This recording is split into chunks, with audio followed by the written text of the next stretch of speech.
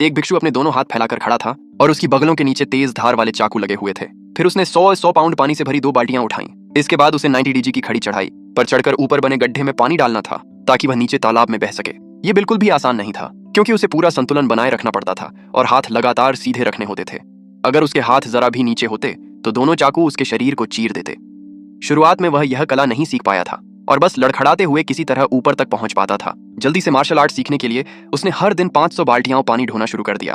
कई महीनों की कठिन मेहनत के बाद वह अपने बाकी शिष्यों से अलग नजर आने लगा। अब वह बिजली जैसी तेजी से दोनों बाल्टियां उठाकर दौड़ सकता था और उसके पास इतनी ताकत बचती कि वह अपने साथी शिष्यों की मदद भी करने लगता। लेकिन जब गुरु ने उसे दूसरों की मदद करते देखा तो उन्होंने तुरंत उसे रोक दिया। गुरु बोले, प्रशिक्षण के दौरान अपने साथियों की मदद मत करो वरना वे कभी खुद मजबूत नहीं बन पाएंगे। यह सुनकर भिक्षु थोड़ा असहज हो गया। उसकी प्रगति से संतुष्ट होकर गुरु ने उसे अगले परीक्षण की अनुमति दी। इस बार उसे 2 जलती हुई मोमबत्तियों के बीच खड़ा होना था और उसकी आंखों को केवल लौ की हरकत का पीछा करना था।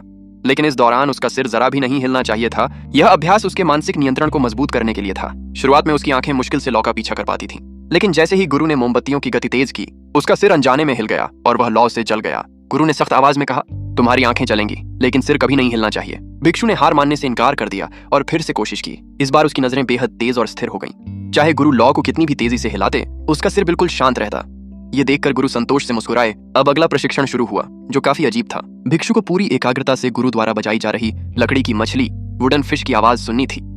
हर बार जब गुरु उस पर प्रहार करते उसे एक विशाल घंटी पर लोहे के हथौड़े से वार करना होता। पहली बार यह सुनकर भिक्षु को लगा कि यह समय की बर्बादी है, लेकिन जैसे ही उसने हथौड़ा उठाया उसे इसकी असली कठिनाई समझ आ गई।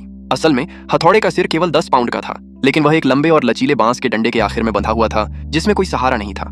उसे उठाना ऐसा लगता था मानो उसका वजन 120 पाउंड हो। और सबसे मुश्किल बात, उसे यह सब केवल एक हाथ से करना था। शुरुआत में वह बांस को हथौड़े के सिर के बेहद पास पकड़कर मुश्किल से उठा पाता था।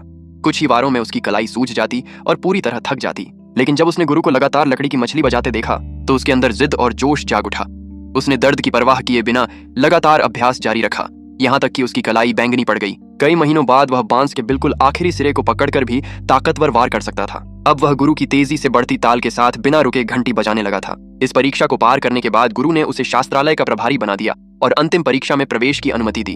अंतिम परीक्षा थी गुरु को हराना। भिक्षु ने अपने डंडे से जोरदार हमला किया, लेकिन कुछ ही चालों में गुरु ने सिर्फ एक छोटे चाकू की मदद से उसे हरा दिया।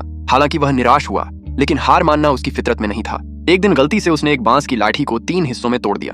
तभी उसके दिमाग में एक विचार कौंधा। उसने उन तीनों हिस्सों को जोड़कर एक नया हथियार बना लिया, 3 खंड वाला डंडा। फिर वह उसी नए हथियार के साथ गुरु को चुनौती देने पहुंचा।